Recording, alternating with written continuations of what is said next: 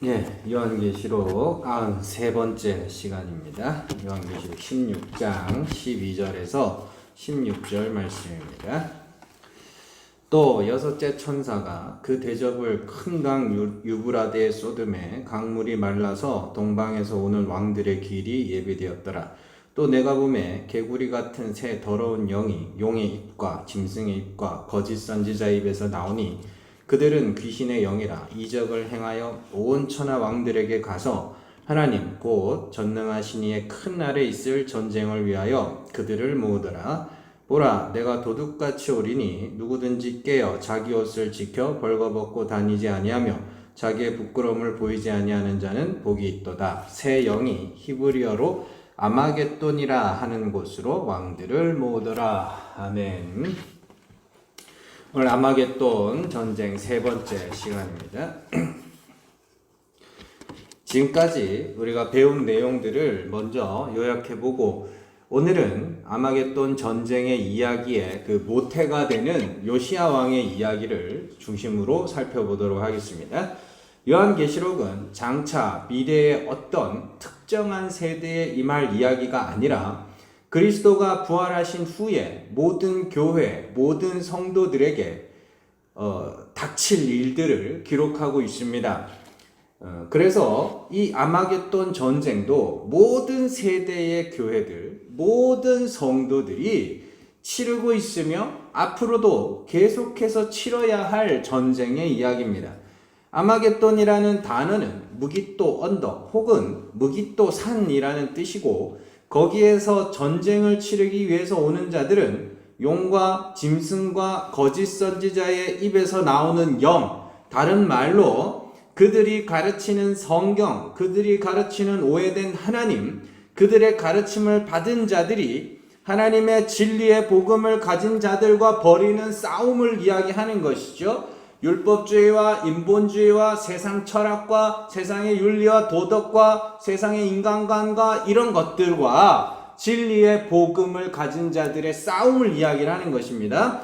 그 전쟁에서 예수님이 교회들에게 명령하신 게 뭐예요? 열심히 무기를 들고 싸워라? 아니죠. 옷을 지켜라 라는 것이었습니다.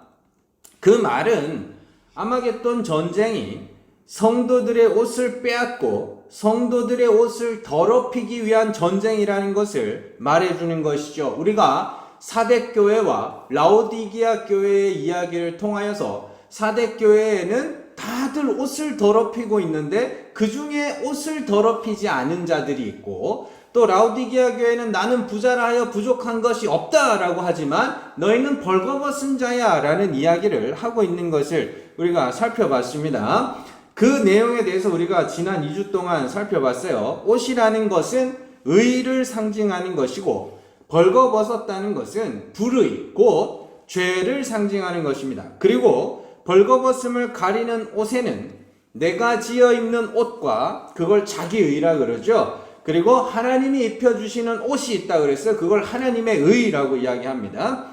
그렇게 그리고 벌거벗음을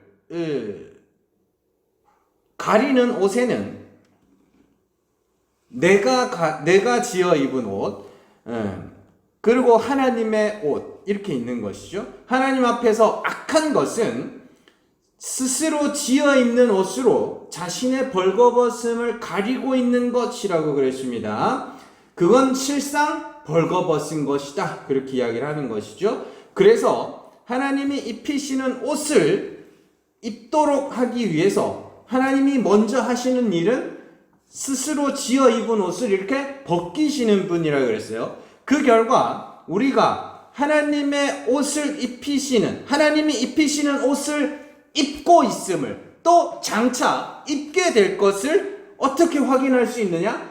나의 벌거벗음을 알면 그것이 그리스도로 옷 입은 것이라고 이야기를 하는 것이죠. 그래서 사도 바울이 갈라디아서에서 우리가 그리스도와 합하여 세례를 받으면 그게 벌거벗음이며 그게 죽는 것이죠. 이렇게 죽으면 그게 그리스도로 옷 입은 거야. 그렇게 이야기를 하는 겁니다. 바꿔 말해서 내가 죄인임을 알고 내가 그리스도의 죄사함과 죽은 자를 살리시는 하나님의 은혜를 부르짖게 되면 그들이 바로 하나님이 의롭다 하신 자들이란 뜻이죠. 그러나 내가 죄인임을 알지 못하고 그래서 그리스도의 십자가도 죽은 자를 살리시는 하나님의 은혜도 알지 못하면 그 몸뚱아리가 예배당에 있다 할지라도 그는 불의한 자라는 소리입니다.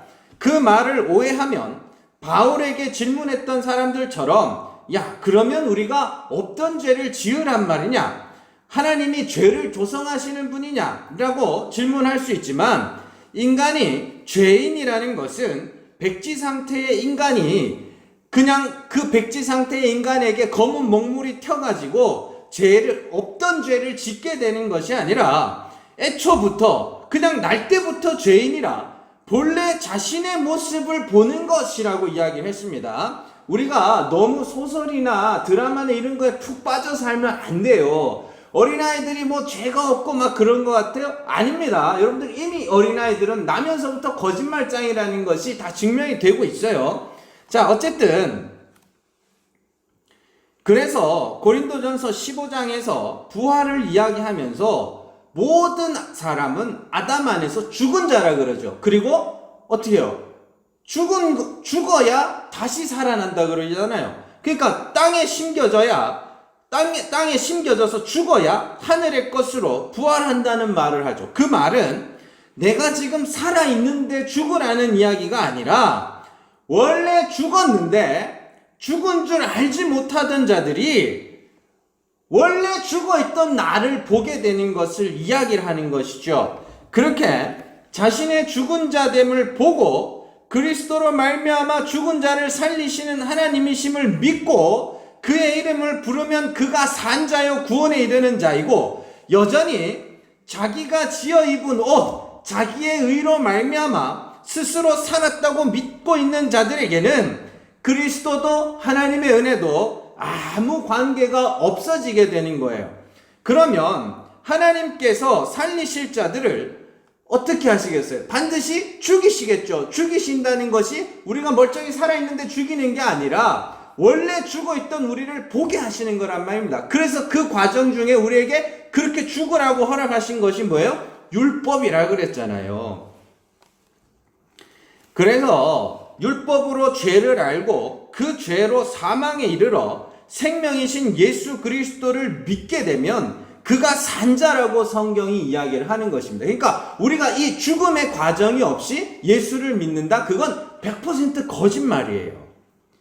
그 죽음을 죽지 못하는 자들을 히브리서 기자가 죽기를 두려워하여 일평생 마귀의 종로로 탄다고 이야기해요. 그러니까 마귀의 종들이라고 하니까 막 엄청나게 악하고 못된 사람들이라고 생각하기 쉬운데 아닙니다. 세상이 칭찬에 맞이하지 않고 세상이 가치 있다고 여기는 자들 중에 마귀의 종들이 수두룩하다는 이야기예요.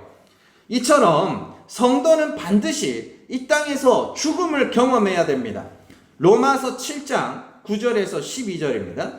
전에 율법을 깨닫지 못했을 때에는 내가 살았더니 계명이 이름에 죄는 살아나고 나는 죽었도다.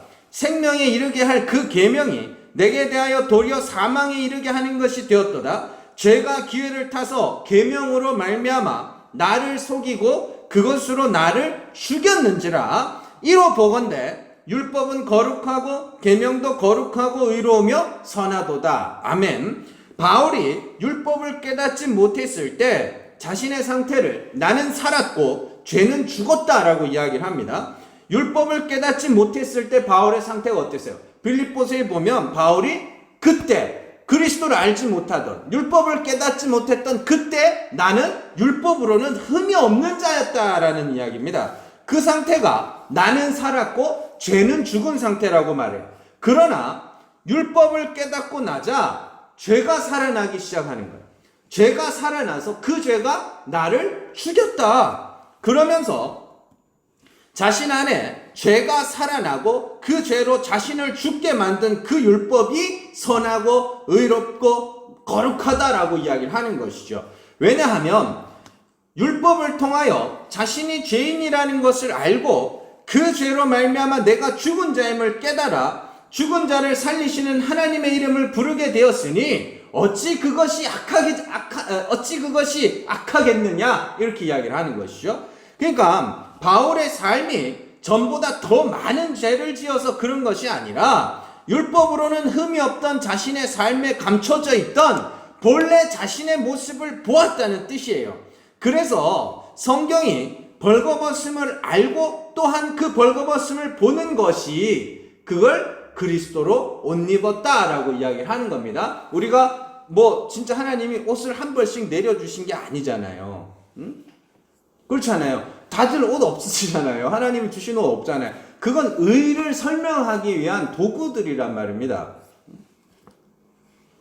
그래서 우리가 이 땅에서 나의 불의함, 나의 죄인됨을 확인하면 그걸 그리스도로 옷 입었다라고 이야기를 하는 거예요. 자, 이것을 성경적 중용이다. 제가 뭐 말씀드렸죠. 중용이라는 것은 이것도 아니고 저것도 아닌 그냥 중간쯤 되는 어떤 지점이 아니라 이것과 저것을 모두 알고 이것과 저것을 모두 가진 것을 중용이라 그래요. 예를 들면 가난도 겪어보고 부유함도 겪어본 자들이 둘 다의 마음을 아는 것이지, 가난이라는 것을 경험해보지 못한 사람들이 어떻게 가난한 자들의 마음을 알 것이며 부유함을 겪어보지 못한 사람들이 어떻게 부자의 마음을 알겠냐고요. 그냥 그저 누군가가 가난한 사람들에 대해서 이야기를 해주면 그냥 가난한 사람들은 저렇구나 라고 추측하고 짐작할 뿐이지 진짜 그 사람들의 마음을 알 수 없단 말이에요. 반대로 가난한 사람들이 부자는 이렇게 살겠지라고 추측하지만 진짜 그들의 마음도 알 수 없단 말입니다. 그건 중용이라고 하지 않아요. 둘 다 겪어본 사람들, 그 사람들만이 둘 다의 마음을 어느 정도 알 수 있는 것이죠. 그러니까 성경에 중용이라는 말이 나오지는 않지만 굳이 중용이라는 것을 설명하면 그런 거예요. 나는 죄인이에요. 나는 죄인이지만 그리스도로 말미암아 하나님의 은혜에 의하여 의인이 되었어요. 그러면 둘 다 가졌네요. 나는 죄인이고 그리스도로 말미암아 의롭다함을 받았으니 나는 죄도 있고 의도 있고 둘 다 있네요. 그래서 그걸 중용이라 그래요. 그로 말미암아 그렇게 중용을 갖게 된 자들은 하나님과 사람 앞에서 자신을 막 드러내기 위하여 애를 쓰지도 또 억지로 낮추기 위하여 애를 쓰지도 않게 되는 것이죠. 그리스도로 말미암아 높아지고 자신은 낮아지는 그런 경험들, 그렇게 자신의 죄와 그리스도로 말미암은 의 둘 다를 가진 자들이 진짜 중용을 가진 자들이에요. 그러니까 그 진리를 살고 있는 그 성도들, 그들이 진짜 아리스토텔레스고 뭐 동양 철학에서 말하는 진짜 중용은 그들만, 성도들만이 누릴 수 있는 것이죠. 그들에게 있어서 그렇게 자신이 낮아짐과 그리스도로 말미암아 높아짐, 그 둘 다를 가진 자들에게 있어서 율법은 뭐예요? 선한 것이고 율법 외에 하나님이 주신 사람과 환경과 상황과 그 모든 것들이 그들에게는 선한 것이 되는 것이죠. 자, 갈라디아서 2장 20절입니다. 내가 그리스도와 함께 십자가에 못 박혔나니 그런즉 이제는 내가 사는 것이 아니요 오직 내 안에 그리스도께서 사시는 것이라. 이제 내가 육체 가운데 사는 것은 나를 사랑하사 나를 위하여 자기 자신을 버리신 하나님의 아들을 믿는 믿음 안에서 사는 것이라. 아멘. 여기서 바울은 내가 사는 것이 아니요, 다른 말로 뭐예요? 나는 죽었다라는 뜻이고 오직 내 안에 그리스도로 말미암아 살았다, 이렇게 이야기를 하는 거예요. 마지막에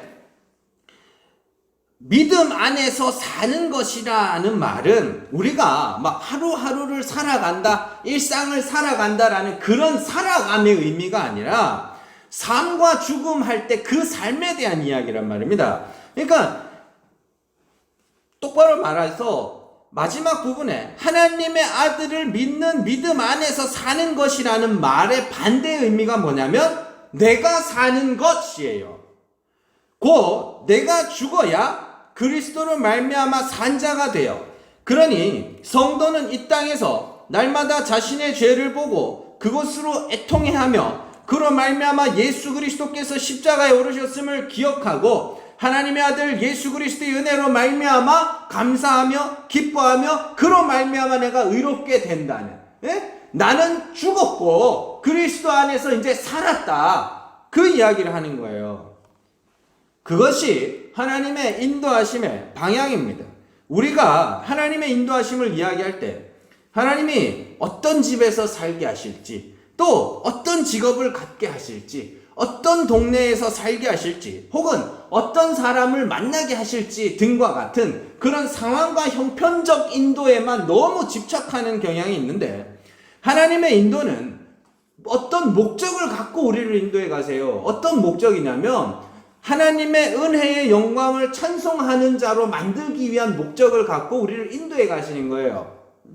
어떤 환경과 어떤 형편과 어떤 상황에 놓이든지 성도는 그 자리에서 자신의 죄를 배우고 자신의 죽은 자됨을 발견하면서 예수 그리스도의 십자가와 하나님의 은혜를 부르짖는 자로 하나님이 그렇게 만들어 가시는 거예요. 그러니까 뭐 외적으로 어떻게 인도해 가시는 어떤 천편일률적 그런 방향이 있는 게 아니고 내적인 그 방향이 한 방향을 향하여 흘러가고 있는 거란 말입니다. 그래서 제가 뭐 자주 말씀드리지만 그냥 배우는 교과서는 똑같은데, 예? 배우는 교과서는 똑같은데 그냥 학교가 다른 거예요. 어떤 사람은 그냥 시골 분교에서 배우는 거고, 어떤 사람은 그냥 도시에서 배우는 거고, 뭐 어떤 사람은 외국에서 배우는 거고. 그러니까 무엇은 차이가 있냐고. 똑같은 걸 배우는 건데, 똑같이 하나님의 은혜를 배우는 것이고 우리의 죽은 자됨을 배우는 것인데 무슨 그게 차이가 있겠냐고요. 그러니까 뭐 그런 눈에 보이는 것들로 서로 그냥 차별을 이끌어내고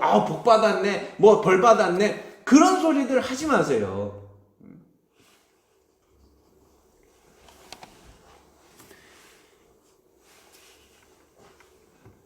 그런 내적인 인도, 하나님의 은혜의 영광을 찬송하도록 만들기 위한 그 하나님의 인도가 훨씬 더 중요한 거란 말입니다. 오늘 말씀 또한 그 내용이에요. 우리가 지난 3주간 아마겟돈 전쟁에 대해서 살펴봤는데, 아마겟돈 전쟁은 구약에 이미 한 차례 등장한 적이 있습니다. 우리가 지금껏 요한계시록을 공부하면서 거의 대부분의 내용이 구약의 그 바탕을 두고 있음을 찾아본 것처럼 아마겟돈 전쟁 역시 구약의 어떤 사건을 모티브로 하고 있습니다. 아마겟돈이라는 이름이 무깃도 산, 무깃도 언덕이라고 그랬죠. 이 무깃도에서 아주 유명한 전투가 있었어요.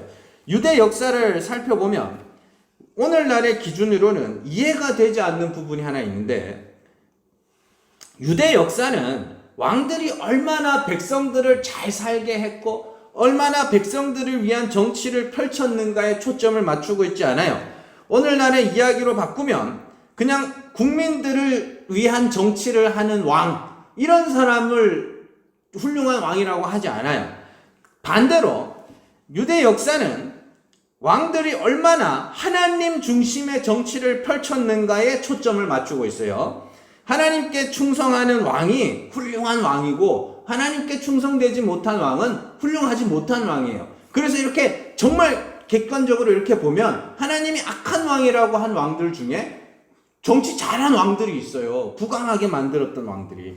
어쨌든 그런 의미에서 유대 땅에 마지막으로 전성기를 가져왔던 왕이 요시야 왕입니다.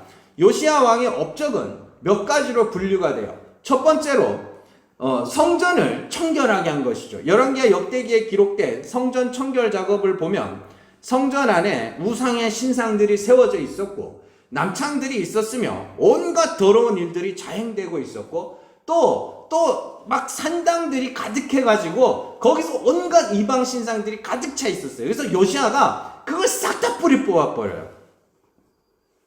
두 번째는 율법의 책을 읽고 그로 말미암아 애통하며 회개하며 백성들에게 회개를 촉구하고 성전을 청소하던 도중에 율법책을 읽고 낭독하는 중에 통곡하면서 애통하면서 회개하면서 백성들에게 그 율법대로 살자 막 이렇게 이야기를 합니다. 그렇게 율법책을 꺼내서 읽던 그 요시야가 자신들에게 임한 재앙과 저주가 율법의 말씀대로 살지 못하였기 때문임을 알게 되고 그로 말미암아 옷을 찢고 회개하면서 백성들에게 그 율법의 말씀을 들려주고 백성들도 그 율법대로 살겠다는 모세의 언약이 거기서 회복이 돼요. 모세의 언약이.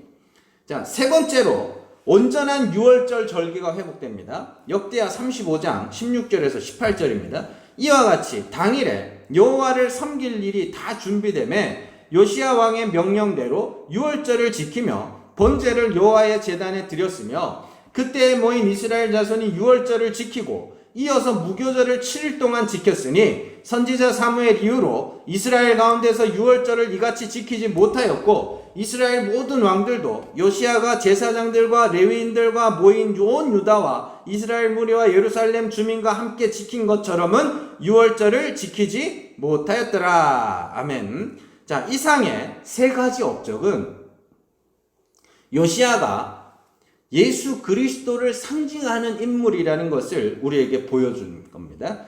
요시야의 성전 청결 사건, 그리고 예수 그리스도께서 노끈으로 채찍을 들고 가서 어떻게 해요? 성전을 청결하게 하시죠. 또 요시야의 언약의 회복, 그죠? 모세 언약의 회복, 그리고 그리스도의 새 언약, 요시야의 유월절 절기 회복과 예수 그리스도의 온전한 유월절 제사, 십자가 사건, 그 동일한 의미를 갖고 있어요. 그런 의미로 이 말씀을 접근해야 됩니다. 그렇게 요시야가 자신의 종교개혁을 완수한 이후에 곧바로 무깃도 산에서 애굽의 바로 느고와 전쟁을 벌이는 이야기가 딱 등장합니다. 거기서 요시야는 애굽의 바로에게 패하여 중상을 입고 죽게 됩니다. 자, 계시록에서 애굽은 율법을 상징하는 것이 율법주의를 상징하는 것이죠. 그리고 그 율법주의를 상징하는 나라의 왕 애굽에게 요시야가 죽었다는 것은 어떻게 해요? 율법에 의하여 죽으신 분이 예수 그리스도죠. 율법주의자들에 의하여 율법에 의하여 십자가에 못 박혀 죽으신 분 예수 그리스도의 죽음을 상징하는 것입니다. 여기서 아주 중요한 내용이 나와요. 역대하 36장 24절에서 25절입니다. 그 부하들이 그를 병거에서 내리게 하고 그의 버금 병거에 태워 예루살렘에 이른 후에 그가 죽으니 그의 조상들의 묘실에 장사되니라. 온 유다와 예루살렘 사람들이 요시야를 슬퍼하고 예레미야는 그를 위하여 애가를 지었으며 모든 노래하는 남자들과 여자들은 요시야를 슬피 노래하니 이스라엘의 규례가 되어 오늘까지 이르렀으며 그 가사는 애가 중에 기록되었더라. 아멘. 자, 이 말씀을 보면 두 가지 사실을 알 수 있어요. 온 유다와 예루살렘 사람들이 요시야를 슬퍼했다는 것과 예레미야가 그를 위하여 애가를 지었다는 내용이에요. 예레미야 애가는 이런 배경에서 기록된 책입니다. 그냥 예레미야가 그런 내용이 아니라 요시야가 죽은 것을 슬퍼하며 쓴 것이 예레미야 애가예요. 그러면 예레미야 애가로 가면 예레미야 자신뿐만 아니라 유대와 예루살렘에 노래하는 남자와 여자들이 슬피 노래한 그 노래의 제목들을 알 수 있을 거 아닙니까? 예레미야 애가를 여러분들 집에서 꼭 읽어보세요. 예레미야 애가의 내용은 그냥 얼핏 보면 하나님이 우리에게 진노하셨구나, 힘들어 죽겠다, 괴로워 죽겠다, 고통스러워 죽겠다, 뭐 그런 이야기 같지만 곳곳에서 그 하나님의 진노의 이유가 자신의 죄 때문이었음을 고백하는 내용이 나와요. 예레미야가 2장 14절입니다. 내 죄악의 멍에를 그의 손으로 묶고 얽어 내 목에 올리사 내 힘을 피곤하게 하셨으며 내가 감당할 수 없는 자의 손에 주께서 나를 넘기셨도다. 예레미야가 2장 10절입니다. 딸 시온의 장로들이 땅에 앉아 잠잠하고 티끌을 머리에 덮어쓰고 굵은 배를 허리에 둘렀으며 예루살렘 처녀들은 머리를 땅에 숙였도다. 아멘. 이 모습은 이스라엘 백성들의 남녀노소를 막론하고 자신들의 죄를 자백하며 하나님의 긍휼히 여기심을 바라고 소망하는 모습을 상징하여 보여주는 겁니다. 그러니까 다 뭘 했냐면 회개했다는 거예요. 그리고 후반부로 가면서 반전이 등장하기 시작합니다. 예레미야가 3장 19절에서 23절. 내 고초와 재난 곧 쑥과 담즙을 기억하소서. 내 마음이 그것을 기억하고 내가 낙심이 되오나 이것을 내가 내 마음에 담아두었더니 그것이 오히려 나의 소망이 되었사오면 여호와의 인자와 긍휼이 무궁하심으로 우리가 진멸되지 아니함이니이다. 이것들이 아침마다 새로우니 주의 성실하심이 크시도소이다. 우리의 찬양 가사에 나오죠. 아침마다 새롭고 뭐 이런 가사 나오는데 뭘 아침마다 새로운 게 뭔지 지금 예레미야 애가에서 이 이야기가 왜 나오는지를 잘 아셔야 됩니다. 19절에 나오는 고초와 재난은 그냥 그들의 외적으로 당하는 저주에 대한 이야기가 아니에요. 여기서 잘 보시면 여기서의 고초와 재난은 자신들의 죄로 말미암아 하나님의 형벌이 임하였음을 알게 된 자들이 내가 죄인임을 고백하는 것, 내 죄가 이렇게 만들었어요 하는 그 내 죄를 인정하는 것이 진짜 고초와 재난이라는 겁니다. 그래서 쑥과 담즙을 기억해 달라 그래요. 쑥과 담즙은 쓴 것의 대표죠.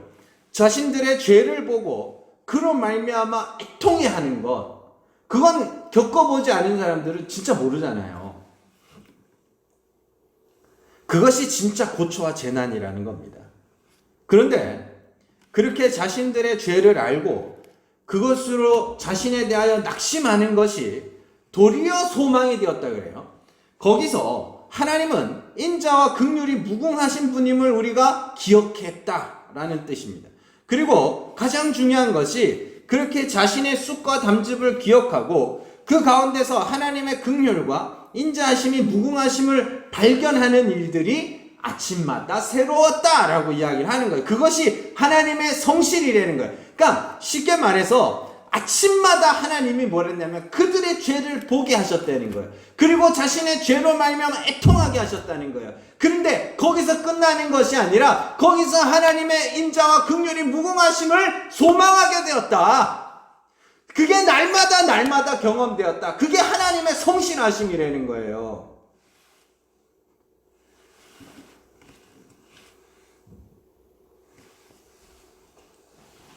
그러면 그 하나님의 긍휼과 인자가 어떻게 그의 백성들을 구원하셨는가? 예레미야가 4장 20절에서 22절 우리의 콧김 곧 여호와께서 기름 부으신 자가 그들의 함정에 빠졌으며 우리가 그를 가리켜 전에 이르기를 우리가 그의 그늘 아래에서 이방인들 중에 살겠다 하던 자로다. 우스 땅에 사는 딸 에돔아 즐거워하라 기뻐하라 잔인에게도 이를지니 내가 취하여 벌거벗으리라. 딸 시온아 내 죄악의 형벌이 다하였으니 주께서 다시는 너로 사로잡혀 가지 아니하게 하시리로다. 딸 에돔아 주께서 내 죄악을 벌하시며 내 허물을 드러내시리로다. 아멘. 여호와의 기름 부으신 자 뭐예요? 메시아. 그 헬라어로 바꾸면 그리스도죠. 예레미야가 시대에는 여기서 여호와의 기름 부으신 자는 요시야 왕을 뜻하지만 성경 전체로 보면 예수 그리스도죠. 자, 그가 우리의 콧김인데 그가 우리의 생명이란 뜻이에요. 그런데 그가 죽었단 말이에요. 이게 뭔 말이냐면 계속해서 1장부터 우리가 죽어야 될 죄인인데 그가 죽었다. 그러면서 22절에 시온의 딸들에게 내 죄악의 형벌이 다하였다라고 선포해버립니다. 기름 부으신 자의 죽음이 너의 형벌을 끝냈다는 이야기예요. 그 단순히 외적 저주가 아니라 그 형벌이 뭐라 그랬어요? 우리의 고초와 재난이 뭐예요? 우리의 쑥과 담즙, 우리의 쓴 것, 내 죄. 그래서 그가 대신 죽으심으로 네 죄가 사하여졌어 라고 이야기를 하는 거예요. 그런데 더 재밌는 것은, 더 이상한 것은 그렇게 기름 부으신 자의 죽음으로 말미암아 죄악의 형벌이 끝났음에도 이스라엘은 계속해서 자신의 범죄로 말미암아 애통하는 모습이 그 뒤에 나와요. 예레미야 5장 16절 우리의 머리에서는 면류관이 떨어져 싸우니 오호라 우리의 범죄 때문이니이다. 면류관 뭐예요? 왕, 요시야 왕 죽었어요. 그가 왜요? 우리의 범죄 때문에. 예레미야 예가에서 이스라엘 백성들이 슬퍼하며 애통해했던 이유는 죄는 자신이 지었고 하나님의 진노의 형벌도 자신들의 죄로 말미암아 온 것인데 왜 요시야 왕이 죽었어야 했는가 해요. 그것은 그의 백성들에게 하나님의 긍휼과 인자하심의 무궁함을 알도록 하기 위함이다 해요. 그러니까 막 백성들이 슬퍼하고 막 애통해했던 것이 그냥 난 요시야 왕 너무 좋아, 요시야 왕 화이팅, 요시야 무슨 팬 미팅 할 때 그 가수들 팬들처럼 그 내가 좋아하던 왕이 죽어서 슬퍼하는 게 아니라 내가 죽어야 되는데 왜 그 사람이 죽어야 되냐는 거예요. 그게 이스라엘의 애통입니다. 그리고 그것이 아마겟돈 전쟁을 통하여 하나님께서 그의 백성들에게 가르치고자 하신 것이며, 그 애통이 있는 자들이 뭐예요? 그 옷을 빼앗기지 않는 자들이에요. 그리고 장차 이 아마겟돈 전쟁에서 있었던 애통이 참 하나님의 백성인 교회들에게 동일하게 나타날 것을 스가랴가 예언하고 있습니다. 스가랴 12장 10절에서 11절입니다. 내가 다윗의 집과 예루살렘 주민에게 은총과 간구하는 심령을 부어주리니 그들이 그 찌른 바 그를 바라보고 그를 위하여 애통하기를 독자를 위하여 애통하듯 하며 그를 위하여 통곡하기를 장자를 위하여 통곡하듯 하리로다. 그날에 예루살렘에 큰 애통이 있으리니 무기또 골짜기 하다드림몬에 있던 애통과 같을 것이야. 여기서 무기또 골짜기 하다드림몬이 요시아가 죽었던 거기에요. 자, 그렇게 예레미야 애가에 등장하는 그 애통이 장차 어떤 하나님의 백성, 교회들에게 반드시 임하게 될 거란 소리입니다. 그 애통이 어떻게 와요? 하나님이 간구하는 심령을 부어줄 것이다, 이렇게 이야기합니다. 그리고 그 간구하는 심령을 받은 자들이 찌른 바 그를 보고, 찌른 바 그가 누구예요? 예수 그리스도, 그를 위하여 애통할 것입니다. 찌른 바 그가 뭐예요?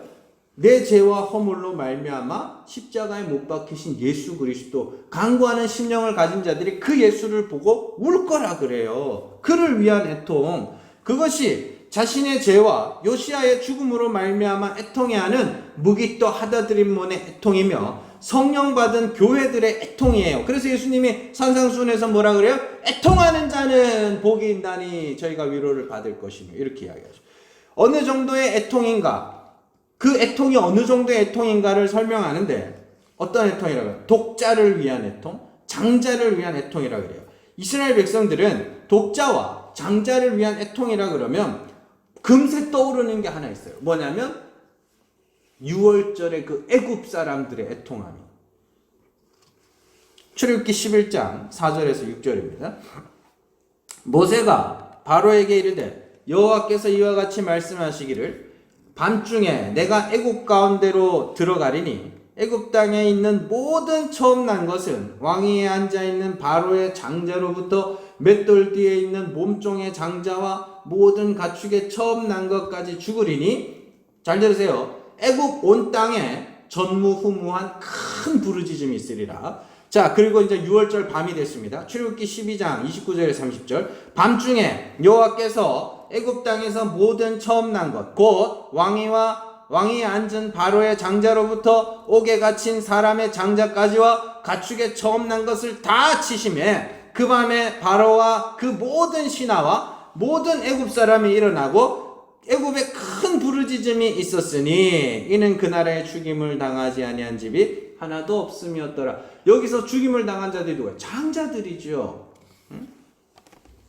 하나님이 장차 애통에 대하여 장자와 독자의 죽음과 같은 애통이라고 이야기하는 것은 이 6월절 사건과 상관이 있는 거예요. 6월절에 애굽의 모든 장자가 다 죽었을 때 전무후무한 애통이 애굽에 있었는데 그와 동일한 애통이 장차 교회들에게 있을 것이라는 말입니다. 그 애통이 있도록 하기 위하여 하나님이 우리에게 간구하는 심령을 보낼 것이고, 그 간구하는 심령을 받은 자들은 자신의 죄와 허물로 말미암아 그리스도가 죽었음을 장자와 독자가 죽은 것처럼 애통해하게 될 거라는 말이에요.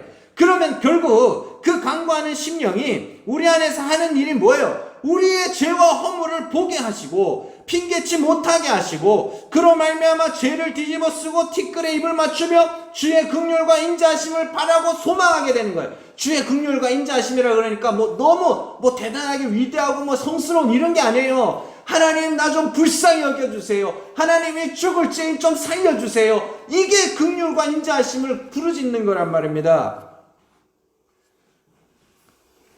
에스겔 36장에 보면 에스겔이 이제 새 언약에 대해서 설명하면서 성령이 너희에게 임할 건데, 주의 신이 너희에게 임할 건데 그 신이 너희의 마음에 임하면 너희 굳은 마음을 부드러운 마음으로 바꿔줄 거라 그래요. 근데 부드러운 마음으로 바뀌면 어떻게 돼요? 막 사람이 온유해지고 부드러워지고 형제님, 자매님 이렇게 바뀌는 거예요.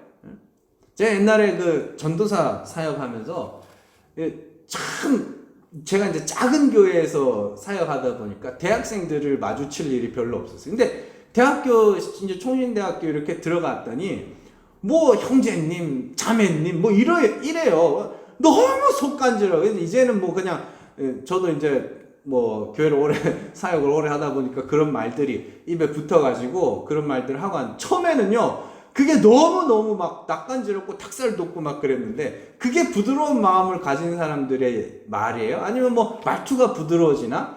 그거 아닙니다. 여러분들 짐작하지 마세요. 성경은요 절대 짐작하면 안 돼요. 모든 사람들이 착하게 되고 부드럽게 되는 그런 이상한 거 생각하지 마시고 성경은 부드러운 마음을 가지면 어떻게 되는지 정확하게 우리에게 설명해 주고 있어요.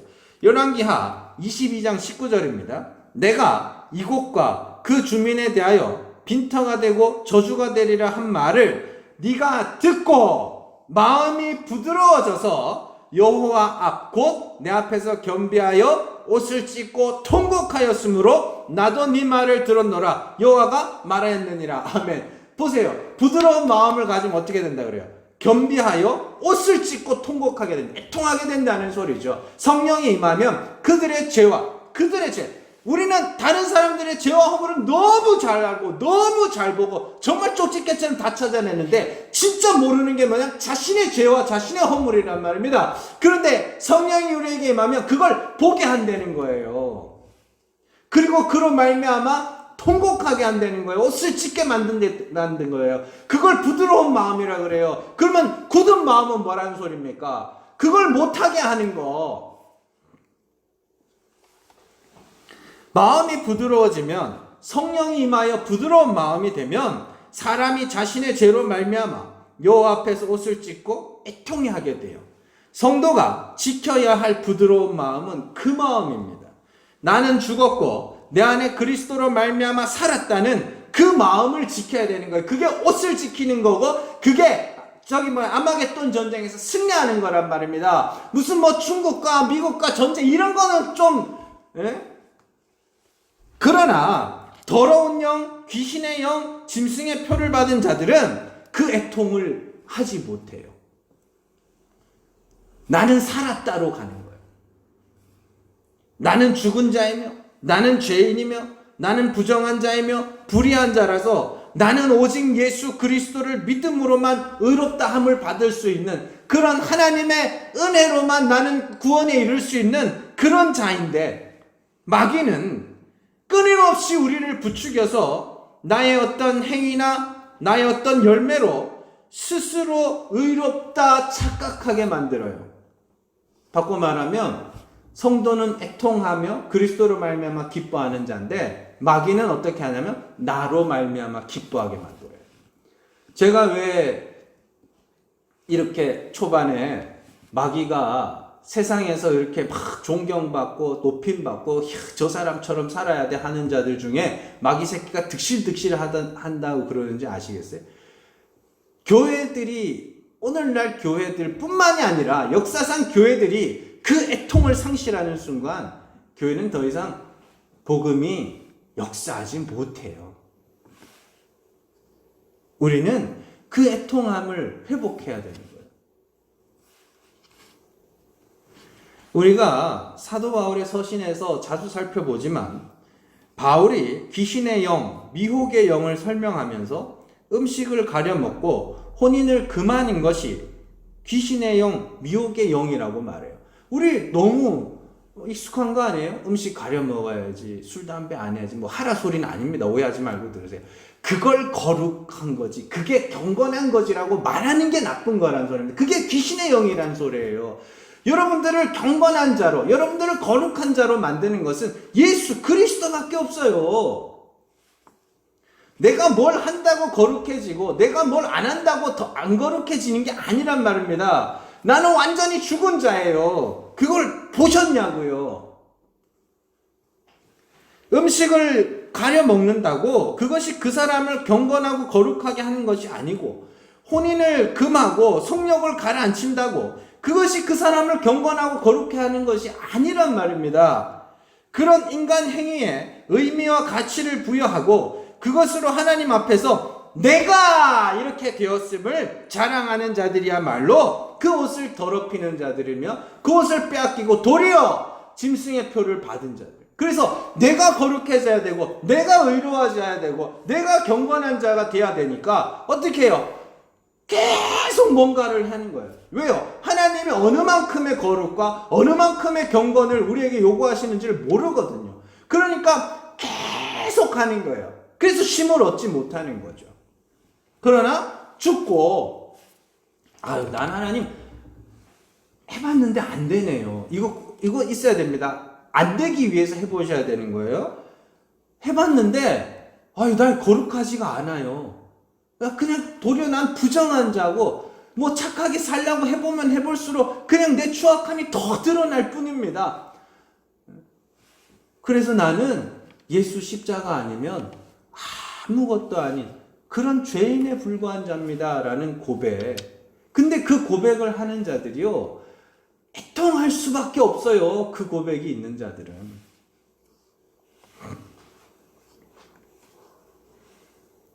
하나님은 아침마다 나에 대한 애통과 그리스도로 말미암은 기쁨을 새롭게 하시는 분이에요. 그게 성령의 역사 아래 있는 성도들의 삶입니다. 이 땅의 모든 인간들의 지혜와 가르침이 딱 그 수준이죠. 내가 뭔가 해야 되고 내가 뭔가 되어야 되고 내가 옷을 장만해 입어야 되고 내가 양식을 만들어 먹어야 되고 내가 산자가 되어야 되고 내 이름으로 서야 되는 것이죠. 그게 이 땅의 원리입니다. 그리고 모든 인간들이 거기에 사로잡혀 있는 것이죠. 나예요, 결국엔. 그러나 하나님은 내 것을 삭제시키고 하나님의 것으로만 채우시는 분이에요. 그래서 내 것이 상실되어 가는 인간들은 거기서 애통과 탄식이 나오게 되어 있습니다. 내가 죽은 자라는데, 내가 없음이라는데, 내가 불의한 죄인이라는데, 그걸 내 눈으로 봐버렸는데, 어떻게 거기서 탄식이 안 나올 수 있냐고요. 그냥 지식으로만 아니까, 겪어본 적이 없으니까, 그래, 죄인이지 뭐. 웃기는 소리. 누군가가 조금만이라도 여러분들의 허물을 드러내면 어떻게 해요? 때려 죽이려고 그냥 입 다물게 하려고 생쇼드를 다 하고 있으면서 그게 아니란 말입니다. 성경은 지식이 아니에요. 신앙생활은 지식이 굉장히 중요하지만 그 지식을 가졌으면 그 지식대로 돼야죠. 하나님의 간구하는 심령을 받아서 하나님 앞에서 자신의 죄와 허물을 자백해 본 자들만이 알 수 있는 신앙 감정이라 그래요. 그게 신앙 감정. 자신의 뭔가 뭐 세상적으로 크게 죄도 안 짓고 크게 잘못한 것도 없는데 날마다 내 안에 그 더러운 그 마음들, 그 악한 계획과 생각들, 그거 갖고 애통이 하는 자들. 그건 겪어본 자들만 아는 것이죠. 그러나 거기서 마땅히 멸할 나를 위하여 아들을 내어주시고 지옥의 형벌을 그치게 하신 하나님의 은혜를 찬송하기 때문에 바울이 자신을 우리는 근심하는 자 같으나 기뻐하는 자요 이렇게 말하는 것이죠. 여러분들 모든 인간들은 다 왜곡된 자아상을 갖고 살아가요. 자신을 선한 존재라 의로운 존재라 생각하면서 살아가요. 다들 그래요. 그게 선악과 따먹은 모든 아담의 후손들의 왜곡된 자아상입니다. 그러나 하나님은 율법이라는 거울로 우리의 실체를 딱 비춰버리시는 것이죠. 율법이라는 거울 앞에서 죄를 알고 그 죄로 말미암아 내가 죽은 자임을 그냥 거울 앞에 이렇게 비췄는데 거기에 죽은 자가 있는 거예요. 그래서 그리스 신화 보면 막 거울 보고 어떤 사람은 막 거울 물가에 물에 비친 자기의 모습이 막 너무 좋아가지고 그 물에 빠진 사람도 있는 반면에 거울을 보고 그 헤라클레스의 방패에 비친 거울 자신의 모습을 본 메두사가 자기가 돌로 굳어버리잖아요. 율법이라는 거울 앞에서 죄를 알고 그 죄로 말미암아 죽었으면 절대 자신의 모습을 잊지 마세요. 야고보서 4장 8절에서 10절입니다. 하나님을 가까이 하라. 그리하면 너희를 가까이 하시리라.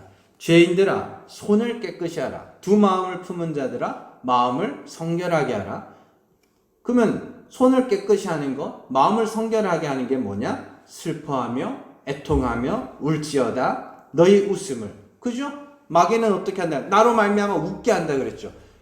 그런데 하나님을 가까이 하는 자들은 나에 대한 웃음이 애통으로 바뀌어요. 나에 대한 즐거움이 근심으로 바뀌어요. 그것이 주 앞에서 낮추는 거예요. 그렇게 낮춰라. 그러면 주께서 너희를 높이실 거야. 하나님을 가까이 할수록 내 죄가 선명하게 보이고 그로 인하여 낮아질 수밖에 없습니다. 사람들 앞에서 자신의 경건과 거룩을 자랑하는 자들은 솔직히 말하면 하나님을 가까이 해본 적이 없는 자들이에요. 어디 가서 기적도 경험하고 뭐 하나님의 음성도 듣고 뭐 하늘을 봤더니 십자가도 보이고 하는데 그게 뭔 상관이 있냐고요, 하나님과. 에? 쇼하지 마시란 말입니다. 쇼하지 말고 하나님 앞에서 쇼하지 말고 벌거벗은 내 모습을 눈을 똑바로 뜨고 보시란 말이에요. 보기 싫어서 눈 가리지 마시고, 그리고 그 모습을 보고 이 허물과 이 죄가 그리스도를 십자가에 못 박았구나 울며 애통해 하세요. 그게 하나님을 가까이 하는 거고, 그게 손을 깨끗이 하는 거고, 그게 마음을 성결하게 하는 거고, 그게 하나님이 원하시는 정직이란 말입니다. 그렇게 낮아져서 하나님, 여기 죽을 죄인이 여기 있습니다. 애통해하며 통곡하면 하나님이 그를 반드시 높이신다 그러잖아요.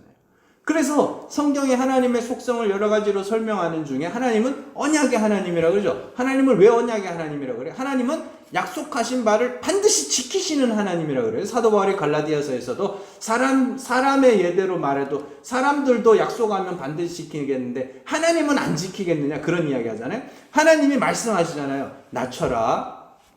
마음을 성결하게 해. 손을 깨끗이 해. 슬퍼하며 울며 애통해. 너희의 웃음을 애통으로, 너희의 즐거움을 근심으로 바꿔. 그게 내 앞에서 낮추는 거야. 그 무슨 근심과 무슨 애통인지 아시겠어요? 내가 죽어야 될 자라는, 내가 죄와 허물로 죽어야 될 자라는 그 근심과 애통, 그게 낮추는 거예요. 그렇게 낮추면 하나님 어떻게 해요? 높일 거야. 반드시 높일 거야. 그래서 계시록에서 하나님의 보좌 앞에 나간 그 14만 4천이 어떻게 나가요? 눈물을 흘리면서 나가죠. 이 눈물이란 말입니다. 세상의 살이가 너무 힘들어가지고 너무 힘들다, 너무 고통스럽다, 아우 피곤해, 뭐 그런 눈물 아니고요. 세상에서 막 돈 없다고 천시받고 괄시받아서 분해고 억울해서 흘리는 눈물 말고, 그런 타인, 내 밖에 어떤 요소로 말미암아 흘리는 눈물 말고, 나에 대하여 실망하는 눈물. 에스겔 36장에서 나오잖아요. 성령이 우리에게 임하면 스스로 믿게 보이고 자신이 가증한 행위로 말미암아 탄식하게 될 거라고. 그렇게 하나님의 성실하심에 의하여 날마다 낮아져가며 날마다 눈물과 애통 속에, 거기서 끝나는 것이 아니라, 그래서 하나님이 그 아들을 우리에게 보내셨구나. 그래서 그 아들이 우리 안에 임하셨구나. 그로 말미암아 아무도 알지 못하는, 믿지 않는 자들은 절대 알지 못하는 그 진짜 내면의 깊은 곳에서부터 우러나는 그 기쁨, 그리고 그로 말미암아 우리의 입술로 터져 나오는 찬송과 감사와, 뭐가 가진 것도 없어요. 개뿔 아무것도 없는데 뭐 자꾸 감사하대. 그리고 어떻게 해요? 다른 이들을 향하여 그리스도의 복음을 전하는 그 사랑을 잘 감당하는 그들을 뭐라 그래요? 왕같은 제사장. 하나님의 은혜의 아름다운 덕을 선포하는 왕같은 제사장으로 살아가는 저 여러분들 되시기를 주님의 이름으로 축원합니다. 기도하겠습니다. 하나님 아버지, 감사합니다. 마땅히 죽을 죄인인 우리가 그리스도로 말미암아 살 길을 얻었습니다. 하나님, 그런데 우리가 수시로 잊어버립니다. 우리의 마음은 끊임없이 높음을 추구하고, 우리의 마음은 끊임없이 내 이름을 내려고 하고, 우리의 마음은 끊임없이 나 스스로를 의롭다, 스스로를 거룩하다, 스스로를 착하다 착각하고 왜곡하며 살아가고 있습니다.